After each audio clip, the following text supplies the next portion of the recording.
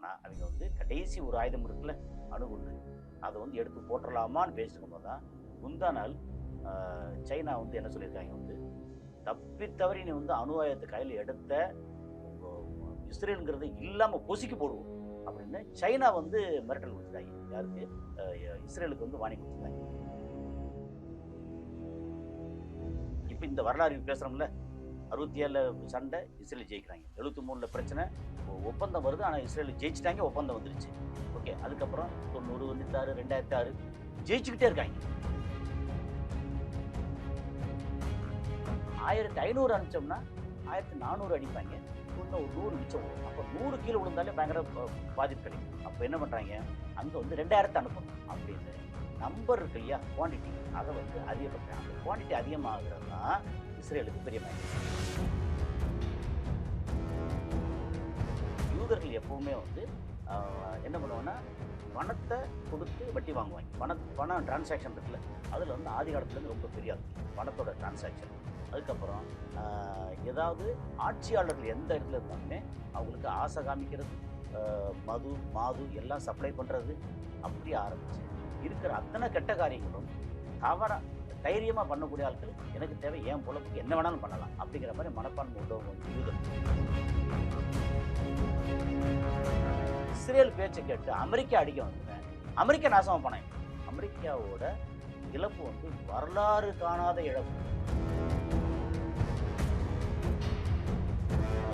Jordan, Syria ஃபுல்லாக, almost ஃபுல்லாக Syria, அப்புறம் வந்து லெபனானில் ஒரு போர்ஷன், அப்புறம் மெஜாரிட்டி 70% ஈராக்கு, 40% சவுதி அரேபியா, எல்லாம் மொத்தமாக அப்படி சேர்த்தா ஒரு மிகப்பெரிய நிலப்பரப்பு இஸ்ரேல், கிரேட்டர் இஸ்ரேல் அப்படின்னு அவங்க கடமை.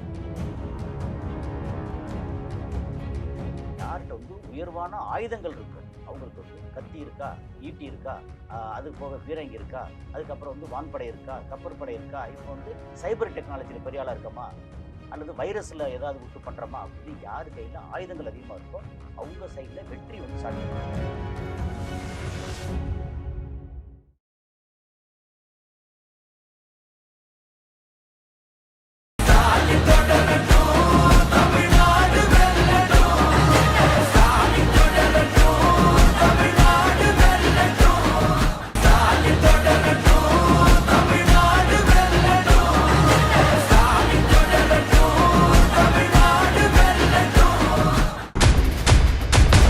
பேர் என்ன?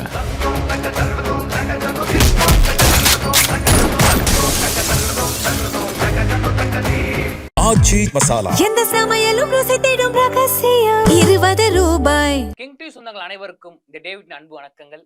இன்னைக்கு நம்ம இன்டர்வியூ நிகழ்ச்சியில நம்முடன் இணைஞ்சிருக்க சிறப்பு விருந்தினர் சர்வதேச செய்தி ஆய்வாளர் திரு கசாலி அவர்கள். வாங்க பேசுவோம் சார். வணக்கம் சார். வணக்கம் டேவிட் சார். நம்ம வந்து பல நாளா வந்து ஈரான், இஸ்ரேல், அமெரிக்கா போறப்ப நம்ம நிறைய பேசுவோம் சார். நீங்களும் புதிய தகவலை ஒவ்வொரு இன்டர்வியூலும் கொடுக்குறீங்க.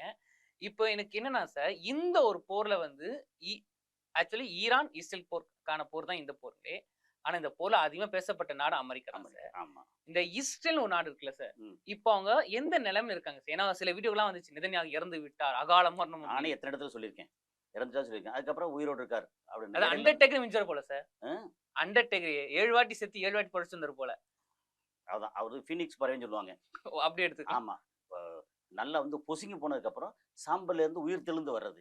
அது மாதிரி அவர் வந்து மீடியாக்கள் பூரா அவரை சாகடிச்சு திரும்ப உயிரோட வர்றாரு. ஓகே சார், ஒரு பிரதமரை விட்டுருங்க, நான் இஸ்ரேல் நாடை பத்தி இப்ப கேட்கறேங்க சார். இந்த ஒரு போர்ல இஸ்ரேலோட நிலைமை இப்ப எப்படி இருக்குங்க சார்? சரி, நம்பர் 1 வந்து என்ன சொல்லலாம்னா, இஸ்ரேல் அப்படின்னு எடுத்தோம்னா ஒரு யூனிக்கான நாடு.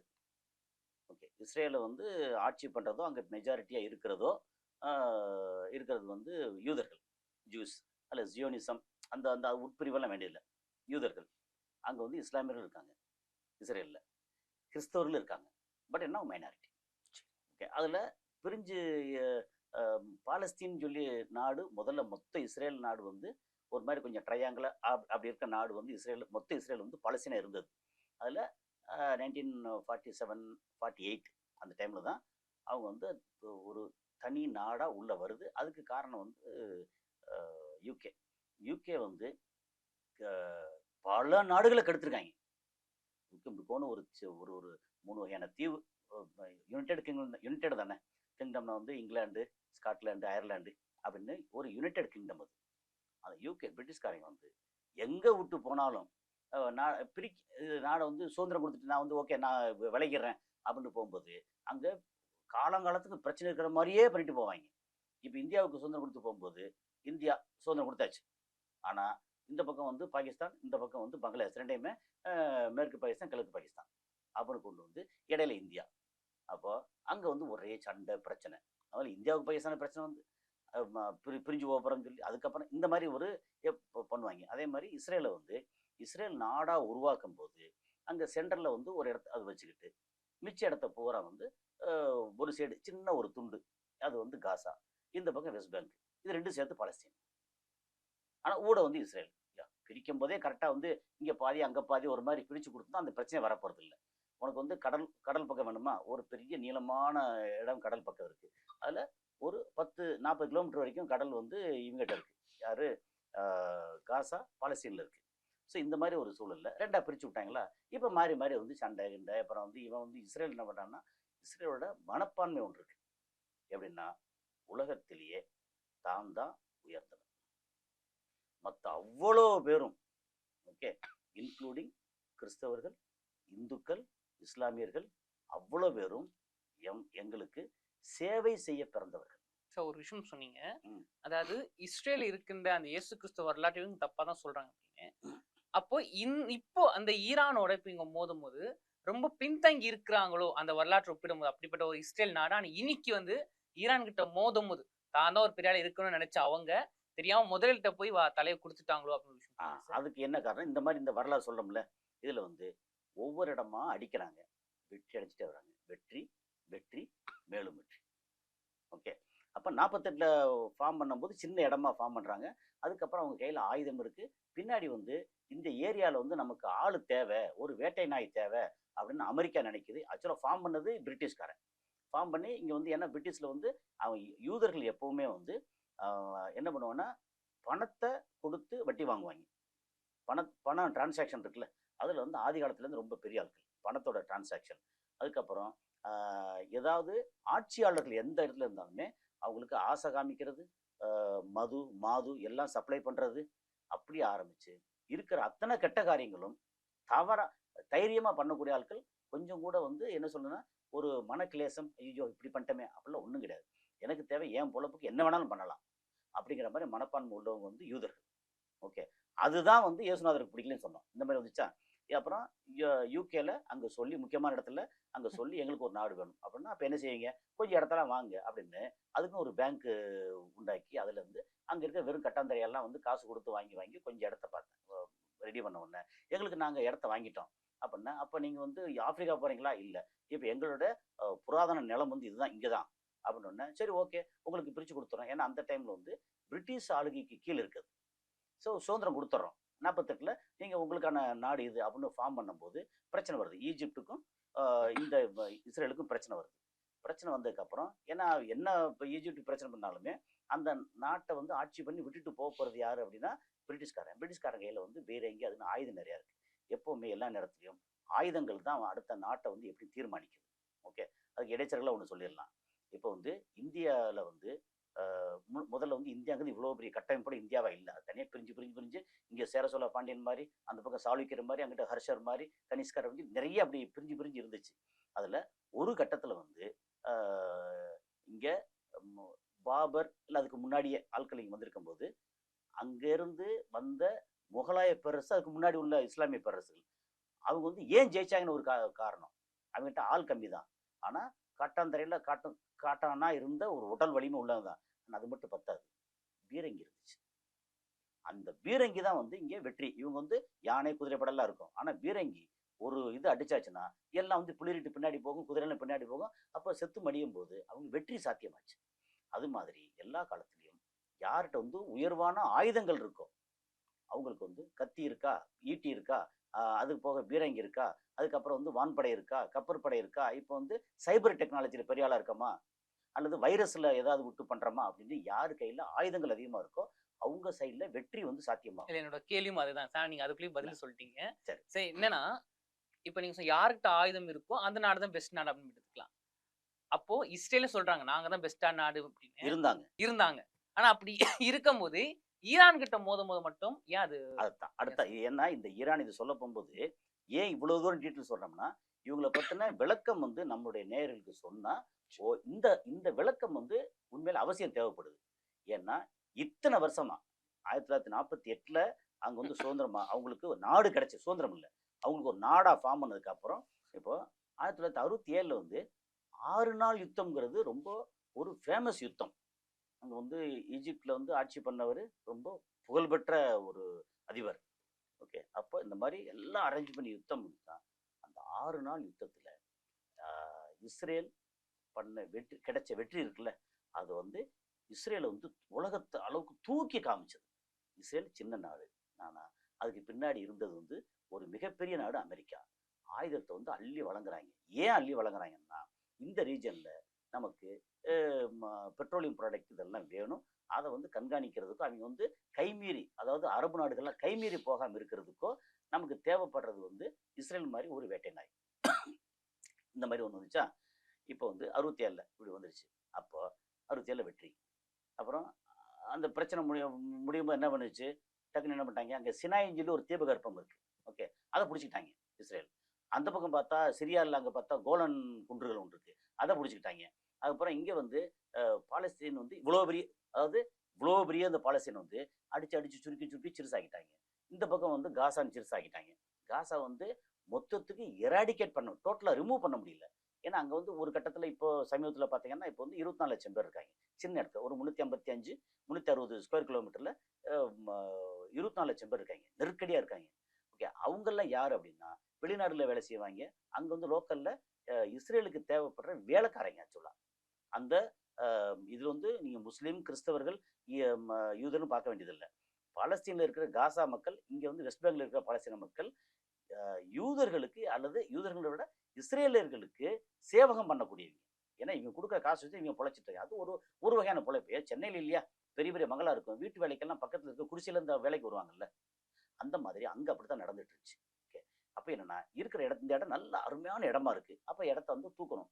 அப்புறம் கிரேட்டர் இஸ்ரேல்னு சொல்லி மொத்தம் இந்த சினாய் தீபகற்பத்திலிருந்து எகிப்துல வந்து கைரோ தலைநகர் இருக்கு இல்லையா, கைரோலேருந்து ஆரம்பிச்சு ஃபுல்லாக சினாய் தீபகற்பம், இந்த பக்கம் வந்து ஃபுல்லாக ஜோர்டான், சிரியா ஃபுல்லாக ஆல்மோஸ்ட் ஃபுல்லாக சிரியா, அப்புறம் வந்து லெபனானில் ஒரு போர்ஷன், அப்புறம் மெஜாரிட்டி 70% ஈராக்கு, 40% சவுதி அரேபியா, எல்லாம் மொத்தமாக அப்படி சேர்த்தா ஒரு மிகப்பெரிய நிலப்பரப்பு இஸ்ரேல், கிரேட்டர் இஸ்ரேல் அப்படிங்கிறது அவங்க கனவு. சரி, அந்த கிரேட் ஈஸ்டோட கனவு இப்போ கொஞ்சமா உடஞ்சிட்டு இருக்குங்களோ? ஏன்னா நீங்க வரலாற்று ஆய்வு வரலாற்று உடஞ்சிருச்சு. ஓகேங்க சார். இப்போ இந்த வரலாறு பேசுறோம்ல, 67 சண்டை இஸ்ரேல் ஜெயிக்கிறாங்க, 73 பிரச்சனை, ஒப்பந்தம் வருது, ஆனால் இஸ்ரேல் ஜெயிச்சிட்டாங்க, ஒப்பந்தம் வந்துருச்சு. ஓகே, அதுக்கப்புறம் 90 96 2006 ஜெயிச்சுக்கிட்டே இருக்காங்க. அதான் சார் எனக்கு அவ்வளவு வெற்றி அடைந்த இஸ்ரேல் ஈரான் கிட்ட தோக்குற மாதிரி இருக்கு. ஒருவேளை அவங்க தப்பா மோதிட்டாங்களா, இல்லைன்னா ஈரானுக்கு அளவுக்கு இஸ்ரேலால பலம் இல்லையா? என்ன சார் இதுல என்னன்னா, ஒரு விஷயம் என்னன்னா, இஸ்ரேல்கிட்ட வந்து பலம் பெருசா இருக்கு. ஆயுதங்கள் நினைச்சு பார்க்க முடியாத அளவுக்கு ஆயுதங்கள் கையில் இருக்கு. சரி, ஒன்று வந்து தாக்கக்கூடிய ஆயுதம், அவங்க மிசைலா இருக்கட்டும் அல்லது ஃபைட்டர் ஜெட்டா இருக்கட்டும், எல்லாமே அமெரிக்காவோட தயாரிப்பு நிறைய இங்கே இருக்கு. அது இல்லாமல் வேற ஏதாவது அந்த இஸ்ரேல்ன்ற நாட்டை நோக்கி வந்துச்சுன்னா திருப்பி தடுக்கிறதுக்கு வந்து வான் பாதுகாப்பு சிஸ்டம், சூப்பர் சிஸ்டம் வச்சுருக்காங்க. அதை வச்சு தான் இது வரைக்கும் ஓட்டுனது. சரி, இதெல்லாம் வந்துச்சா. இப்போ ஈரான்ற நாடு வந்து இது வரைக்கும் எங்கேயும் தானே முன் வந்து சண்டைக்கு போனதே இல்லை. இப்போ இஸ்ரேலை பற்றி பேசணும்ல, இஸ்ரேல் இது வரைக்கும் வெற்றி வெற்றி மேலும் வெற்றி. 2006 இருக்கட்டும், 2014 13 14 ஆரம்பிச்சு 2018 19 அடிச்சுக்கிட்டே இருக்காங்க சுத்தியே. ஈரான் வந்து இதெல்லாம் பார்த்துக்கிட்டே இருக்காங்க. ஓகே, இப்போ 91க்கு அப்புறம் வந்து ஈராக்ல பிரச்சனை வந்துச்சு. அப்போ இதை வந்து 80களில் ஈரான் ஈராக்கு பிரச்சனை, அது வந்து அமெரிக்கா சதாம் ஹுசேனுக்கு வந்து ஃபியூல், அதாவது பணம் ஆயுதமெல்லாம் கொடுத்து ஈரானோட சண்டை போட வச்சாங்க. அப்போ ஈரான் வந்து கிட்டத்தட்ட சரண்டர், இல்லை நம்ம சண்டை போட வேணாம்ப்பா, உனக்கான பிரச்சனை தீர்த்துக்கணும் அப்படின்னு 8 வருஷம் கழிச்சு முடிச்சிட்டாங்க. ஓகே, 89 கிட்டத்தட்ட 88 89 முடிஞ்சிருச்சு. ஓகே, அப்போ அதுக்கப்புறம் ஈராக்கு பண்ண பிரச்சனை என்ன, தன்னை ப்ரிப்பேர் பண்ணிக்கிறாம அவர் சதாம் ஹுசேன் திடீர்னு வந்து என்ன பண்ணிட்டா, குவைத் ஆக்கிரமிச்சிட்டார். அதுக்கு காரணம் வந்து 2 ட்ரில்லியன் சம்திங் ஏதோ பணம் வாங்கினாங்க, அது கொடுக்க முடியலை. அப்புறம் வந்து கேட்டால் உடனே கொடுத்தே ஆகணும்னு சொல்லும்போது கொடுக்க முடியாது அப்படின்னு சொல்ல, நான் பெருசா நீ பெருசா, நான் இங்கே ஈரான் கூட 8 வருஷம் சண்டை போட்டவன், அவங்க கூட நான் வந்து பணிய வச்சவன், என்கிட்ட வந்து கோனு சின்ன துக்கடா நாடு, அப்போ நீ வந்து என்னோட இன்னொரு ஸ்டேட்டை மாறிக்கோ அப்படின்னு அதை ஆக்கிரமிச்சிட்டாப்புல ஆளு. அந்த மாதிரி வந்ததுக்கப்புறம் அதை வந்து மீட்டெடுக்கிறதுக்கு அமெரிக்கா உள்ள வர்றேன் அப்படின்னு வர்றேன். ஏன்னா இப்போ அந்த டைம்ல ஈராக் பிடியிலிருந்து குவைத்தை மீட்டெடுக்கலைன்னா அடுத்து சவுதி அரேபியா பிடிக்கு போயிடும், யுஏஇ போயிடும், அப்போ கத்தாரு எல்லாமே போயிடும், பஹ்ரைன் எல்லாம் போயிடும். போச்சுன்னா அமெரிக்கா கை கீழே இறங்கிடும். அப்போ இதை பிடிக்கிறாங்க, எது ஈராக்கை, அமெரிக்கா ஈராக்கை பிடிக்கும்போது ஈராக்கு கையில் ஆயுதங்கள் பெருசாக இல்லை. ஆமா, அது அந்த வரலாற்று ஆயுதம் பெருசா. அப்போ இவங்க என்ன பண்ணுறாங்க, இதான் இது ஏன் இவ்வளோ சொல்கிறோம்னா, இது எல்லாத்தையும் இஸ்ரேல் என்னென்ன ஆயுதம் வச்சுருக்காங்க, வான் பாதுகாப்பு எப்படி வச்சுருக்காங்க, வான் பாதுகாப்போட ப்ளஸ் என்ன மைனஸ் என்ன, அதுக்கப்புறம் அவங்களுக்கு எவ்வளோ ஆயுதங்கள் அமெரிக்கா கொடுக்குது, சொந்த ஆயுதங்கள் என்ன வச்சுருக்காங்க, என்னென்ன ரேஞ்சில் வச்சுருக்காங்க, அது போக இது இந்த சிஸ்டம் எது நம்ம அணுகுண்டு தயாரிக்கிறது எவ்வளோ வச்சுருக்காங்க அப்படின்னு அதெல்லாம் எங்கெங்கே இருக்குது எல்லாம் பார்த்து வச்சுருக்காங்க. அப்புறம் ஈராக் பண்ண தப்பு என்ன பாடம் படிக்கிறாங்க. ஓகே, அது போக நம்மகிட்ட வந்தால் நம்ம என்ன செய்ய முடியும், நம்மகிட்ட டைரெக்டாக வரமாட்டாங்க. அப்போ நம்ம என்ன செய்வோம், அவங்கள இஸ்ரேலை டிஸ்டர்ப் பண்ணுறதுக்கு என்ன பண்ணுவோம்னா, அங்கே சுற்றியே உள்ள எப்படி அமெரிக்கா வந்து இஸ்ரேலை வந்து இப்போ சோறு போட்டு வளர்க்குறானோ அது மாதிரி ஈரான் வந்து ஏமனில் இருக்கிற ஹவுத்திஸையும், லெபனானில் இருக்கிற ஹிஸ்புல்லா, அப்புறம் இங்கே காசாவில் இருக்கக்கூடிய ஹமாஸு, அது போக ஈராக்கில் இருக்கக்கூடிய கத்தாப் ஹிஸ்புல்லா சம்திங், அந்த மாதிரி சில குழுக்கள் எல்லாத்துக்கும் நிறைய வந்து பண உதவி, பொருள் உதவி, ஆயுத உதவி எல்லாம் கொடுத்து நிறைய வளர்த்துட்டு இருக்காங்க. இல்லை சார், இப்போ என்னோட அடுத்த கேள்வி தான் சார், என்னதான் பொருளை கொடுத்து அங்கங்கே வந்து குழுக்களை உருவாக்கினாலும் அமெரிக்கா ஒரு மாபெரும் ஒரு முதலை, அதுக்கு சப்போர்ட்டாக இருக்குது இன்னொரு முதலை இஸ்ரேல் நாடு. அமெரிக்கா ட்ரம்ப் அவர்கள் ஸ்டேட்மெண்ட் சமீபத்தில் கொடுக்கும்போது கூட தைரியமாக ஈரான் அரசே சொல்கிறாங்க அவர் பொய் சொல்கிறாங்க. இதை சொல்லுவாங்களே, ஏன்டா பச்சை பொய் சொல்கிறேன். கேள்வியில் ஒரு விஷயம் இருக்குது, சொல்லுங்க. இவன் கவனிச்சான்னு சொல்கிறோம்ல, அமெரிக்காவோட பலம் என்ன பலவீனம் என்ன, ஓகே, இஸ்ரேலோட பலம் என்ன பலவீனம் என்ன, இதை பூரா ஸ்டடி பண்ணாங்க ஈரான். ஆனால் ஸ்டடி பண்ணதுக்கு அப்புறமும் ஏகப்பட்டது கடந்த 4 வருஷத்துல பெரும் தலைகள்லாம் போட்டு தள்ளியிருக்காங்க இஸ்ரேல். அதுவும் எப்படி, அங்கே தெஹ்ரானில் அங்கே வந்து ஒரு விசேஷத்துக்கு முக்கியமான இடத்துக்கு வந்த ஹமாஸோட தலைவரை போட்டு தள்ளினாங்க. ஆனாலும் இவன் சண்டைக்கு போகலை, வெயிட் பண்ணிகிட்டே இருக்காங்க, ஆயுதத்தை உற்பத்தி பண்ணிகிட்டே இருக்காங்க. அப்போ என்ன, இவங்க ஸ்டடி பண்ணது என்னென்னா, வான் பாதுகாப்பு ஸ்ட்ராங்காக வச்சுருக்காங்க இஸ்ரேல். ஆனால் அதோட லிமிட் என்னன்னு பார்க்குறாங்க. நம்ம ஒரு 500 ஆயுதங்கள் ஏவுகணை ட்ரோன் அனுப்பிச்சோம்னா 500 அடிச்சிருவாங்க, 1000 அனுப்பிச்சோம்னா 1000 அடிச்சிருவாங்க, 1500 அனுப்பிச்சோம்னா 1400 அடிப்பாங்க, இன்னும் ஒரு 100 மிச்சம் விழுவும். அப்போ 100 கீழே விழுந்தாலே பயங்கர பாதிப்பு கிடைக்கும். அப்போ என்ன பண்ணுறாங்க, அங்கே வந்து 2000 அனுப்பணும் அப்படின்னு நம்பர் இருக்கு இல்லையா, குவான்டிட்டி, அதை வந்து அதிகப்படுத்துறாங்க. அந்த குவான்டிட்டி அதிகமாகிறது தான் இஸ்ரேலுக்கு பெரிய மைனஸ். அதான் சார், இங்கே ஒரு விஷயத்த பார்க்கணும் இருக்கு சார். இந்த அளவுக்கு கிளவரா பிளான் பண்றாங்க, பொறுத்திருந்து அடிக்கிறாங்க. அப்போ ஈரானோட பலமா இருக்குது யாருங்க சார், ஐஆர்ஜிசி பிரிவுங்களா, இல்ல நாட்டு அதிபருங்களா, இல்ல என்ன, எப்படி இவ்வளவு பலம்? ஈரானே பலம். அதாவது ஈரான் எப்படின்னா, அது வித்திட்டது யார் சார்? இல்ல, ஈரானே எப்படின்னா 79ல எப்படின்னா இஸ்லாமிக் ரெவல்யூஷன், அதுக்கு முன்னாடி வந்து ஷா மன்னர் இருந்தாரு. ஸோ ரெவல்யூஷன் வந்து அங்க பிடிக்கிறாங்க. அப்போ வந்து கொமேனின்னு ஒருத்தர் இருக்கிறார், அவர் 10 வருஷத்துல அவர் இறந்து போயிறாரு. அதுக்கப்புறம் ஃபாலோவர் வந்து கமேனி, ஓகே, அவர் வந்து 36 37 வருஷம் அவர் இருக்கார். இப்போதான் அவர் வந்து பிப்ரவரி 28ஆம் தேதி அவரை கொலை பண்ணிட்டாங்க, இந்த போச்சு. அது என்னன்னா, ஆட்சியாளர் மதகுரு ரெண்டும் ஒரே ஆள், ஓகே, அவர் சொன்னா அங்க அடுத்த எந்த இதுவும் கிடையாது, அப்பீல் கிடையாது, அவர் தான் ஃபைனல் அப்படிங்கிறது. அது போக ஐஆர்ஜிசின்னு கேட்டே இருக்கீங்க இல்லையா, இந்த ஐஆர்ஜிசிங்கிறது இவங்க அந்த சுப்ரீம் கவுன்சில் ஒன்று இருக்குல்ல, அவங்க ஃபார்ம் பண்ண ஒரு போர்படை. அப்புறம் ஈரானுக்கு ஏற்கனவே வந்து இராணுவம் தனியாக இருக்குது. அப்போ இந்த இராணுவம் இவங்க சண்டை கிடையாது, ஓகே. இது ரெண்டும் வந்து இவங்க இராணுவம் போவாங்க, இராணுவத்துக்கு சப்போர்ட் ஐஆர்ஜிசி போவாங்க, ஐஆர்ஜிசி போவாங்க, ஐஆர்ஜிசிக்கு சப்போர்ட்டாக இராணுவம் போவாங்க. அப்போ ஐஆர்ஜிசி வந்து ஒரு பவர்ஃபுல் ஒரு இராணுவ படை. ஐஆர்ஜிசி அதுனா இஸ்லாமிக் ரெவல்யூஷனரி கார்ட்ஸ் கார்ப்ஸ் அப்படின்னு இது படை, ஓகே. நமக்கு என்சிசின்னு சொல்லுவோம் இல்லையா, அது ஸ்கூல் லெவலில் காலேஜ் லெவலில் இருக்கிறது, அங்கே வந்து பார்த்தா நாட்டு லெவலில் இருக்கிறது. ஸோ இந்த மாதிரி இதை வந்து பலம் என்ன பலவீனம் என்ன, சரி, இப்போ இஸ்ரேலோட பலம் பலவீனம் என்ன, இவ்வளோ ஆயுதம் இருக்குது, இதுக்கு மேலே சேர்த்து அடிக்கும் போது அவங்களால தாங்க முடியாது. ஒன்று கண்டுபிடிச்சாங்களா, சேர்த்து அடிக்கிறாங்க. நம்பர் 1. அமெரிக்காவோட பலம் என்ன பலவீனம் என்ன, அமெரிக்காவோட பலம் வந்து வானத்திலேருந்து அடிக்கிற பயங்கரமான ஜெட்டுக்கிட்ட அடிக்கிறாங்க. அதுக்கு இன்டெலிஜென்ஸ் வேணும். எங்கெங்க இருக்கு, அவங்களுடைய நிலை எங்க இருக்கு, அவங்களுடைய தாட் சிஸ்டம் எங்க இருக்கு, பேட்ரியாட் சிஸ்டம் எங்க இருக்கு அப்படின்னு அதெல்லாம் வேணும். அந்த பூரா கம்ப்ளீட்டா டீட்டெயில் கொடுத்து உதவுனது சைனாவும் ரஷ்யாவும். ஓகே, அப்போ இவங்களுக்கு என்ன, இவங்க கையில ஆயுதங்கள் எக்கச்சக்கமா உற்பத்தி பண்ணி வச்சிருக்காங்க. ஓகே, அப்புறம் போராடுறதுக்கு பயங்கரமான வீரர்கள் நிறைய இருக்காங்க. அப்புறம் கடல்ல வந்து ஃபாஸ்ட் போட்டுங்கிறது வந்து தற்கொலை போட்டு மாதிரி ஆட்டோமேட்டிக்கா வந்து சினிமாவில் காமிக்கணும், அடிக்கும், தானே அடிக்கும். ப்ரோக்ராம் போட்டு விட்டு அப்படி கிளப்பி விட்டாச்சுன்னா சல்லுன்னு போய் எவ்வளோ பெரிய கப்பலுக்குலாம் மோதும். அது திரும்பி வராது, அவ்வளோதான், மோதி உடஞ்சிரும் அந்த மாதிரி. ஸோ அது தற்கொலை என்ன சூசைடல் போட்டு. அதே மாதிரி ட்ரோன் இருக்குல்ல, அதை அனுப்பிச்சு விட்டா நேர போய் டார்கெட்டை வந்து அட்டாக் பண்ண இல்லை அப்படியே செத்துரும். அது வந்து சூசைடல் ட்ரோன் அது. ஓகே, அந்த மாதிரி. ஸோ எல்லாமே கையில் ரெடியாக வச்சிருக்காங்க.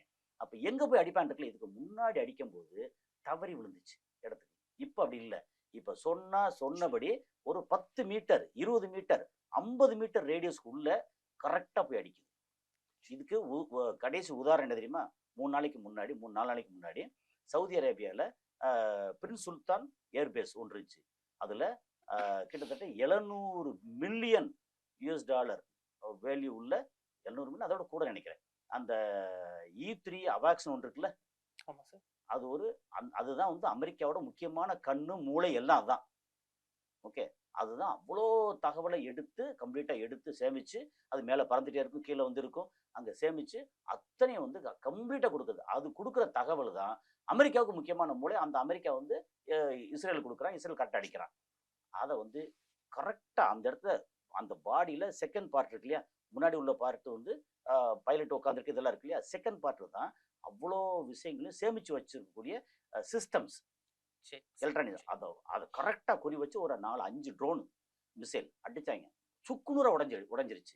அப்போ இவ்வளோ துல்லியமாக இன்டெலிஜென்ஸ் டீட்டெயில் கொடுத்தது யாரு? சைனாவும். சைனா என்ன பண்ணிக்காங்கன்னா, இந்த மேலேருந்து சேட்டலைட்லேருந்து டீட்டெயில் கொடுப்பாங்கல்ல, அது கிட்டத்தட்ட 50-55 சேட்டலைட் ஓடிட்டு இருக்கு. இதுக்காக மட்டும். அமெரிக்காட்ட எவ்வளோ இருக்குது அப்படின்னா ஒரு 25 இருக்கு. அதில் சைனாவிலேருந்து பாதி தான் இருக்குது. அப்போ சைனா வந்து நெட்வொர்க்கில் இவ்வளோ டீட்டெயிலாக வந்து இன்டெலிஜென்ஸ் வச்சுருக்காங்க. அதை வந்து அப்படியே எடுத்து ஈரான் கொடுக்குறாங்க. அதே மாதிரி இவங்க ரஷ்யா அப்போ அடிக்கிறாங்களா, இப்போ இவங்களுக்கு தேவையான அளவுக்கு எக்கச்சக்கமாக ஆயுத உற்பத்தி நிறையா பண்ணி வச்சுருக்காங்க. இன்டெலிஜென்ஸ் அவன் கொடுக்குறான், சொல்லி அடிக்கிறான். அடிக்கும்போது அமெரிக்காவோட பலம் என்ன, வானத்தில் வந்து அடிக்கக்கூடிய ஃபைட்டர் ஜெட்டு. அந்த ஃபைட்டர் ஜெட்டை கண்டுபிடிக்கிறதுக்கு சைனா ஹெல்ப் பண்ணுறான். கண்டுபிடிச்சி அடித்து F-35 வரைக்கும் அடிச்சிட்டாங்க, எல்லாத்தையும் அடிச்சிட்டாங்க. KC-135 F-35 ஆரம்பித்து எல்லாத்தையும் அடிச்சாச்சு. அப்புறம் தாட் சிஸ்டம் எது வந்தாலும் அதை வர்றதை வந்து பார்த்து தாக்குறது, அதையே போய் தாக்குனாங்கன்னா தாட் சிஸ்டம் 6 தாட் சிஸ்டம் அடிச்சுக்காங்க. அது போக வந்து பேட்ரியாட் 33 பேட்ரியாட், ஏற்கனவே 2 வாரத்துக்கு முன்னாடி 33 பேட்ரியாட் அடிச்சிட்டாங்க. அங்கே வந்து பேட்ரியாட்டும் பெருசாக இல்லை. ஆனால் யுஏயில் வந்து கொஞ்சம் இருக்குது, அதை வச்சு பார்த்து அடிக்கிறாங்க, திருப்பி தாக்குறாங்கன்னு வச்சுக்கோங்க. ஆனால் என்ன பண்ணாலும் இங்கே நம்ம இஸ்ரேலை பற்றி பேசணும். இஸ்ரேல் வந்து குட்டி நாடு தான், ஆனால் கிரேட்டர் இஸ்ரேல், நாங்கள் தான் உயர்ந்தவர்கள், எங்களுக்கு கீழே தான் எல்லாம் அப்படின்னு. அது எப்படின்னா, நாங்கள் பணம் வசதி இதுக்காக எந்த எல்லைக்கும் போவோம் அப்படிங்கிற மனப்பான்மை உள்ள அவங்க. ஈரான் எப்படி அப்படின்னா, எங்களுக்கு இதுதான் வாழ்க்கை, இப்படித்தான் நாங்கள் இருப்போம், எங்களை தொட்ட நீ கெட்ட அப்படிங்கிறது. ஸோ இவங்க வந்து ஆயுத பலத்தில் ரொம்ப ஸ்ட்ராங். அப்புறம் இன்டெலிஜென்ஸில் வந்து இஸ்ரேல் வந்து ரொம்ப ஸ்ட்ராங்காக இருந்தாங்க. இன்னைக்கு அதை தாண்டி அளவுக்கு ஸ்ட்ராங்காக வந்து சைனா சப்போர்ட் பண்ணுறாங்க. ஏன்னா சைனாவுக்கு வந்து ஈரான் தேவை, ஈரானோட ஆயில் தேவை. அந்த மாதிரி ஒரு சிஸ்டத்தில் இன்னைக்கு இஸ்ரேல் அடிச்சுட்டே வந்தவன். ஏன்னா எல்லா காலத்தும் ஒரே மாதிரி பண்ண முடியாதுல்ல, இஸ்ரேல் அடிச்சுட்டே வந்தவன். இஸ்ரேல் இப்போ வந்து மொத்தத்துக்கு கிட்டத்தட்ட ஒரு 60-70% நாசமாக போயிட்டாங்க. இனி அவன் எதிர்க்க முடியாது. இஸ்ரேல் பேச்சை கேட்டு அமெரிக்கா அடிக்க வந்தவன் அமெரிக்கா நாசமாக போனான். இப்போ அமெரிக்காவோட இழப்பு வந்து வரலாறு காணாத இழப்பு. ஓகே, அதை பற்றி பேசணும்னா ஒரு முழு இதை பேசலாம். அது எத்தனை இது வான் பாதுகாப்பு சிஸ்டம் இழந்திருக்காங்க, அதோட ரேட் எவ்வளவு, அப்புறம் USS Abraham Lincoln, USS Gerald Ford, அதுக்கு கூட வந்த ஒரு 12 டெஸ்ட்ராயர் கப்பல் எல்லாமே வெளியே போயிடுச்சு, முடிஞ்சு போச்சு. அப்போ கடல்ல இருந்து பாதுகாப்பு இல்லை, வான் பாதுகாப்பு அடிச்சுட்டா. இப்போ வந்து கிரவுண்ட் ஃபோர்ஸுக்கு தரைவழி அப்படின்னு அது வந்து போக மாட்டாங்க. உள்ள போனா எங்களுக்கு பணம் தான் வரும், நாங்கள் போக மாட்டோம் அப்படின்னு அமெரிக்காவோட அதிபர் பேச்சை எதிர்த்து முடியாதுன்னு சொல்ற அளவுக்கு வந்துருச்சு. America total failure. அதுக்கு காரணம் வந்து இவங்க பொறுமையா நமக்கு தாக்குறதுக்கு அவங்க இவங்கள போய் தாக்க வந்தா நம்ம எப்படி நம்மளை தடுக்கிறது அப்படின்னு தடுக்கிறதுல வந்து ரொம்ப அழகா இவங்களை சுத்தியே வந்து இருக்கிற நாடுகள் இருக்குல்ல, அமெரிக்காவோட தளங்கள் 27 தளங்கள், அங்க 27 தளத்தை அடிச்சிட்டாங்க. சரிங்க 13 தளத்தை வந்து சுக்குநூறு அடிச்சிட்டாங்க. இன்னும் மிச்சம் இருக்க ஒரு 14 தளத்தை வந்து இனிமே ஆபரேட் பண்ண முடியாத அளவுக்கு தாக்கிட்டாங்க. அப்ப மொத்தத்துக்கு முடிஞ்சு வச்சு. இதனால இஸ்ரேலும் பயந்து போச்சு. இஸ்ரேல் முடிஞ்சு வச்சு. இஸ்ரேல் வந்து இனியும் வந்து வாழ ஆட்டவே முடியாது. எல்லாத்தையும் ஒட்ட நறுக்கிட்டாங்க. அப்போ யூத இனம் தான் ரொம்ப உயர்ந்த இனம் அப்படிங்கிறதெல்லாம் ஒரு வெங்காயமும் கிடையாது அப்படின்னு இவங்க நிரூபிச்சிருக்காங்க. இப்போ யூத இனம் என்ன பண்ண போறது தெரியாம முழிச்சுக்கிட்டு இருக்காங்க. ஆனா அவங்க வந்து கடைசி ஒரு ஆயுதம் இருக்குல்ல, அணுகுண்டு, அதை வந்து எடுத்து போட்டுடலாமான்னு பேசிட்டு இருக்கும்போது தான் முந்தா நாள் சைனா வந்து என்ன சொல்லியிருக்காங்க, வந்து தப்பி நீ வந்து அணு ஆயுதத்தை கையில் எடுத்த உங்க இஸ்ரேலுங்கிறத இல்லாம பொசுக்கி போடுவோம் அப்படின்னு சைனா வந்து மிரட்டல் கொடுத்துருக்காங்க. யாருக்கு? இஸ்ரேலுக்கு வந்து வார்னிங் கொடுத்துருக்காங்க. ஸோ இஸ்ரேல் அப்படின்னு யூத இனம் இருக்கு இல்லையா, இனி எந்த நாட்டுக்கு போனாலும், ஐரோப்பா நாட்டில் வந்து யூரோப் நாடுகளில் யூதர்களை சேர்க்க மாட்டாங்க. ஏன்னா எங்கே போனாலும் இப்படியே உரண்டை இழுக்கிறான், நம்மளை பிரித்து விட்டுறான். பிரைம் மினிஸ்டருக்கு பிரசிடென்ட் கையில் சண்டை எடுத்து விட்டுறான், மினிஸ்டருக்கு இவங்களுக்கு சண்டை எடுத்துறான், குடும்பத்துக்குள்ள புருஷ நாட்டுக்கு சண்டை எடுத்து விட்டுறான். இவங்க மொத்தத்துக்கு வேஸ்ட்டு, இவன் வந்தால் நம்மளை வந்து பிரித்து விட்டுருவாங்க அப்படின்னு அந்த யூத இனத்தை வந்து வெறுக்கக்கூடிய காரி உமிழக்கூடிய அளவுக்கு அவ்வளோ பேர் இருக்காங்க யூரோப்பியன் கண்ட்ரியில். ஆனால் யூரோப்பியன் இல்லாமல் இல்லை, இருக்காங்க. ஆனாலும் அவங்கள யாரும் நம்புறது இல்லை. இப்போ இந்தியாவில் இருக்காங்க. ஓகே, இந்தியாவில் வந்து கொஞ்சம் கன்வெர்டட் பழைய ஆட்கள் இதில் கன்வெர்ட் இருக்காங்க. இந்த ஹைதராபாத்தில் இருக்க எல்லாத்துக்கும் இந்தியாவில் இருக்க பெருசாக இல்லை. அதனால் இங்கே அரபு நாடுகளில் யூதர்கள் கிடையாது. ஓகே, இஸ்ரேலில் இருக்காங்க, அமெரிக்காவில் நிறையா இருக்காங்க. ஓகே, அமெரிக்காவில் வந்து கிட்டத்தட்ட 60 லட்சம் பேர் இருக்கா சொல்கிறாங்க, 62 லட்சம் பேர். ஆனால் அமெரிக்காவில் யூதர்கள் கை வந்து இனி இறங்கும். ஏன்னா அவங்க தான் எல்லா வேலையும் பார்த்துட்டு இருந்தாங்க. அவங்க கை வந்து இனி இறங்கும். உலகம் வந்து டோட்டலாகவே யூதர்கள் ஆரம்பித்து ரொம்ப பெருசாக கொண்டு வந்து சேர்த்தாங்கல்ல, இப்போ அதே யூதர்களாலேயே இப்போ மொத்தத்துக்கு அமெரிக்கா கை இறங்கிருக்கு. ஆமாம், உலகத்தோட வேர்ல்டு ஆர்டர்னு சொல்லுவாங்கல்ல, யூனிபோலாக இருக்கிறது அது மல்டி போலாராக மாறுது. அதுக்கான சிக்னல் வந்து நல்லா தெரிஞ்சிருச்சு. நன்றி சார். ஈரான் இஸ்ரேல் அமெரிக்கா போர்ல இஸ்ரேலோட வரலாறும் இப்போ அவங்க பலம் எப்படி இருக்கு, ஈரானோட தாக்குதல் எப்படி இருக்கு, நிறைய விஷயங்களை பகிர்ந்துக்கிட்டீங்க. நன்றி. தொடர்ந்து பேசுங்க.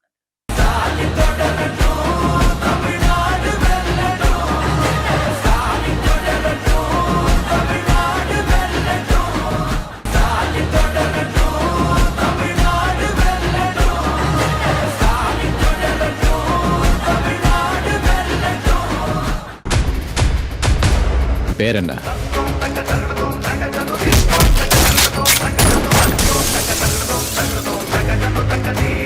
ஆச்சி மசாலா. எந்த சமையலும் ருசி